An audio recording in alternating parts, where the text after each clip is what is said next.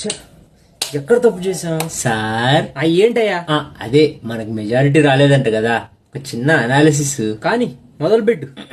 Economy మనకి GDP పరంగా inflation పరంగా కంట్రోల్ చేశాను సార్ బానే, కానీ ఎంప్లాయ్మెంట్ అంత లేదు కదా సార్. మరి ఆ తర్వాత మనం ఆర్ఎస్ఎస్ ని కొంచెం సైడ్ చేసినట్టు మన లీడర్స్ ని పక్కన పెట్టి బయట నుంచి మనం తెచ్చుకున్నాం కదా, వాళ్ళ మీద కేసులు వేసి మన సైడ్ తెచ్చుకున్నాం కదా, వాళ్ళు కొంచెం ఎక్కువ అయ్యారు. దాదాపు 25% బీజేపీ క్యాండిడేట్స్ వాళ్ళే ఉన్నారు. సో ఇంటర్నల్ గా కొంచెం డిస్టర్బెన్సెస్ వచ్చినాయి అని టాక్. ఇంకా లాస్ట్ ది అయోధ్య టెంపుల్ ని పెట్టుకొని మనం చేసిన ప్రచారం కూడా అంత ఎఫెక్టివ్ గా కనిపించట్లేదు. ఇంకా అది సార్ మా అనాలిసిస్. వరల్డ్ లో మన రెస్పెక్ట్ ఎంత పెరిగింది, మనం ఎంత ఎదిగాం, మనం ఎంత చేసాం, ఏం పట్టించుకోరా అయ్యా? Correct sir.